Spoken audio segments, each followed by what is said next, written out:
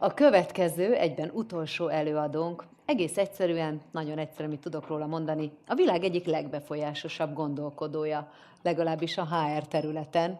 2017-ben az angol HR Magazine összefoglalója és értékelése szerint Perry Timms, aki Londonból érkezett, arról fog beszélni, hogy itt az egész nap során bemutatott mindenféle változásokat és változtatásokat, elég széles volt a spektrum, egész egyszerűen hogyan lehet és hogyan érdemes véghez vinni. Ráadásul a HR-t a következő szintre emeli, az emberek támogatásáról, az emberek teljesítő képességének a felszabadítására. Fogadjátok szeretettel a világ egyik legbefolyásosabb HR gondolkodóját, Perry Timms-t. Thank you. You want a pot? Is that right? Good afternoon. That's the English way of doing it, and thank you for making the choice to be here right to the very end. So I've got a little competition for you because I've written a book, and if you find me on LinkedIn, at the end of the presentation, if you're first in the queue to join me on LinkedIn, you get this book. So that's a little competition for you to start off with. So I'm going to close today in two ways. One is I want us to show a little bit of gratitude for all the people who've worked so hard to make this event good for you today. So that's the guys at the back, the people running around, the people around there. Can we just have a quick round of applause for everybody who's worked really hard for us all today? So thank you to all of you. So I love everything about work, and so I'm going to talk to you a little bit more about what I think HR's opportunity is, I guess, to transform it. These are the things that I do for a living, but it's not necessarily too much about me. But I don't have a job description anymore, but I have work that I'm very passionate about and that I enjoy doing, and it just so happens to look like this. And these are the people who help me do it. So these are the companies and organisations who say, we want a better future. We want people to come to work and love what they do. And so these are some of the people who invite me in. And I get around a little bit too. So over the last 24 months, I've been to 16 countries. I've spent about 6,500 minutes on stage. And 9,000 people have kind of seen me talk about something. Who says HR people can't do metrics? There you go. So that's a little bit about me. So transformational HR is what I'm talking about, really. And I guess I've been in and around HR for about 15 years.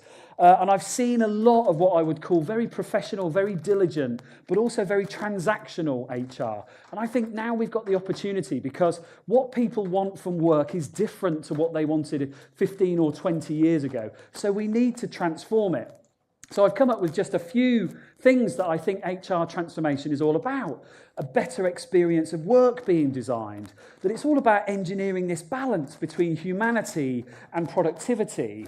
If Hungary is anything like the UK, it's struggling to lift productivity beyond anything other than a flat line. And I think organisations need to stand for doing good, not just for making money. So I think these are some of the things that I think HR's got a really strong opportunity to be part of.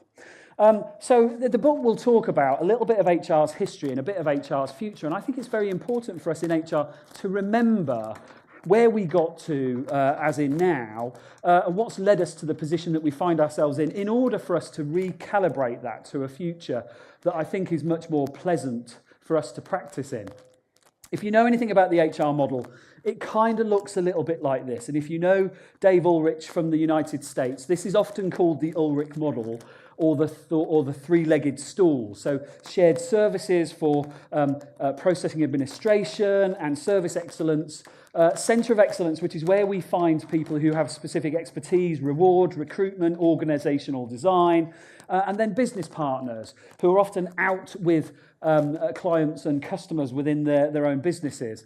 And the business partner element was a really interesting one for me to look at, because are any of you in this room called an HR business partner? Anybody called an HR business partner? It's often one of the trickiest parts of this model. You talk to an HR business partner and they will probably tell you what their job is. Every single HR business partner will give you a different version, and they're all in different degrees of strategy and application. So it's been a very troubled role. It's very loosely defined and hasn't really delivered what I think it could have done. So CIPD, who look at HR from the UK perspective, in 2013 ran a big hackathon where I think they said enough's enough in HR. Let's have a look at the things that are holding HR back from making a bigger difference. And these were the things that came out. The hierarchy that's involved, the over-centralisation, short-term thinking. You can see all of these things here are keeping businesses in a state of perpetual sort of short-termism and frozenness about what they do. And so, HR people were saying, this is the kind of operating world that I'm in. And so they were then invited to say, well, what's better? And these came out from 3,500 HR practitioners in 2013. These things would make work a more pleasant experience and would enable HR to add more value to the world they're operating in. Experimentation, more focus on purpose, lots more peer collaboration, natural leadership, autonomy and trust. So HR people designed this in 2013. And then a couple of years afterwards, Singularity University from the United States came up with this from and to model when they researched all of those companies that all of a sudden are worth billions of dollars. And they looked at the world of work on this one as you're looking at it on the left side. This is the predominant structure of most organizations. But the one on the right-hand side is the ones that have captured huge market share, Google, Amazon, Facebook, Apple, those kind of companies, really quickly. And so what's happening is we're seeing something where 95% of businesses operate like on the left-hand side, and only 5% of businesses operate like on the right-hand side. Yet if you look at value of companies, the companies on the left-hand side are decreasing in value. The company on the right-hand side are increasing in value. If you look at the top 10 companies in terms of value, they're all operating more like on the right-hand side. So we're seeing a shift. And recently, Amazon was looked at in terms of value. It's worth more money than all of the other American retailers added together. Amazon versus everybody else, it quite literally is. So if we look at what HR people came up with, and then we look at what a big esteemed university research project came up with, we knew this stuff, and nobody listened to us. And then academics can point to it and say, this is the model. So I refuse to believe that HR people haven't got the capability and the capacity to shape the future of work. So I think it's time to change it. Let's blow it up and start again in many respects, but build on what we've got. And I saw this in a company in Wisconsin in the United States last year. When I spent a few days with them, they're called Wyden, they're a technology company. They don't have HR there. It's like an invisible force. Everybody takes responsibility for looking after each other. And they have a philosophy that they're there as an organization to do good for their clients, but also to make sure that human beings who work there flourish. That's their HR policy. Are you flourishing? And therefore, are we doing what we need to do to get the most out of you as a human being? And this is a technology company from Mexico and the South US called Nearsoft, where all the decisions that are taken in this company are taken by the people you see on this picture, not in a boardroom. It's a socialized decision-making environment, and that includes all the HR decisions on hiring and so on. And I thought, these are companies who are doing really well, but they don't have HR. So I'm thinking HR is in danger of disappearing if we're not careful. And that was behind me thinking that we should transform HR in itself. And so how do we do that? Well, I think we have three distinct ways of looking at it. We need to transform as practitioners, we need to transform collectively where we come together, and we need to transform the systems that we're operating in. And this book is starting to talk to how that happens. So how do we transform ourselves? Well, we need to ask ourselves some quite deep searching questions about who we are and what we're all about. So how much do we know about ourselves, others, the systems we operate in, the skills we have, the energy we bring, and the need that others have of us? So there's an almost internal interrogation as our first step. I'll skip that one because there's lots of sciences involved in that one. And then we look at what happens when we come together. And I saw this in a company in Michigan where people work not on their own, just with their inbox, but they actually work together. They share a computer. They're coders, designers, and programmers, admittedly. But they have one computer between two. So they work in what's called an extreme programming way. They double up on the amount of work they do. And people say, but isn't that inefficient? You've got two people processing work. But what's not inefficient is that they have an error rate which is virtually zero because they're checking each other's work as they're going along. They're more creative because they can bounce off each other. And it's this kind of thing, I think, if we worked in pairs within HR on as much as we could not only double our impact or our learning sort of element, we could square it, we could times it by itself. So I'm kind of urging people to do that. And I've come up with 5, I think, quite high-level aspirations, I guess, for us in an HR world that we ought to do a lot more of. We ought to be externally vigilant. What's going on in the outside world?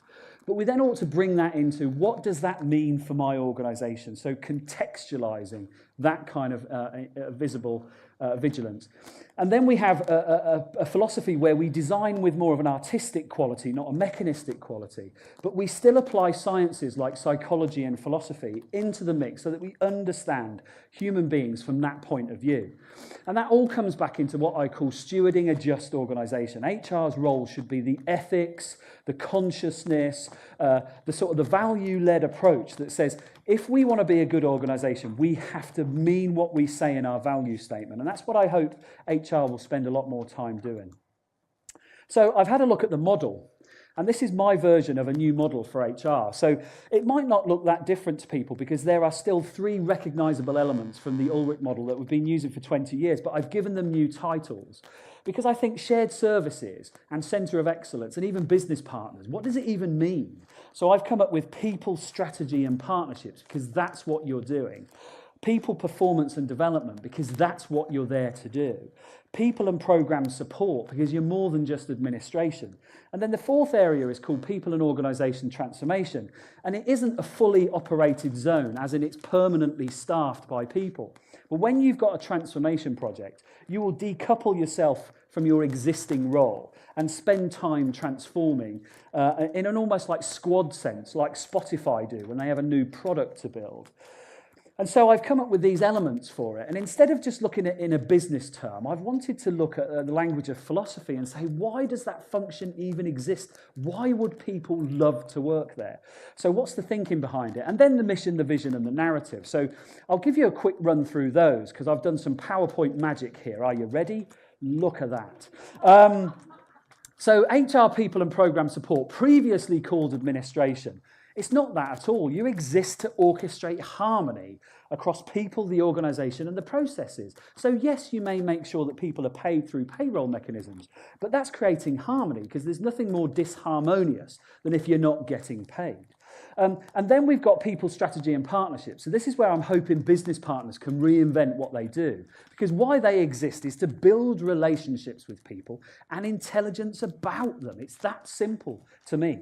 And then we've got a 4th element, which is the people, performance and development. So if you're in learning and development or organisation development or recruitment, you exist to create the circumstances for people to do their best work. That's what you're there to do. And then the final one, which is this zone that doesn't have a permanent exist, it's a space to create the future for people and the work they want to do. So that's how I'm trying to describe the shift that HR could make. There's a very complicated Venn diagram with lots of the existing roles that HR does. Because everybody who ever asked me about this model said, yeah, but where does leadership development fit? So I thought I'd map it out. But interestingly, what I'm trying to do is create different experiences. So if you're a people strategy and partnerships person, you're creating the client experience. If you're in the transformation zone, you're creating the future experience. It all needs to be linked back to experiences. And I've only got 37 seconds. So how do I put it all together? Well, that's what transforming looks like. So you transform yourself, you work in pairs and squads, you use that 4-zone model, you be a bit disruptive and maybe hack into HR, use social technology and create new business propositions. And use Agile a lot. So in this book, I call out Agile as something that's not exactly been a secret in the technology world, but how many HR teams, scrums and sprints and that kind of thing. So I'm starting now to work with HR teams to do that, and it's creating huge momentum and energy, and I've only got 4 seconds. So that's the book. That's my favourite quote. Don't ask what the world needs. Ask what you love doing and come alive and do it, because that's what the world needs. More people like you that are alive. And that's me. I did it. And now I've just got to find out who's won the book. So here I go. So I go onto LinkedIn. And I hope I pronounce this right, because I'm British. So forgive me on this if you join me on LinkedIn. Well, there's 9 of you. So are you ready that the first person on that list is Anita Balaton? There you go, right down the front. Fantastic. So Anita, you've won my book. Thank you. So I hope you enjoy it. Yeah, I love Good stuff. Okay, that's me done, I think. I think I have to leave stage now, don't I? But thanks for staying, and I'm around networking and all that other stuff. So thank you, guys.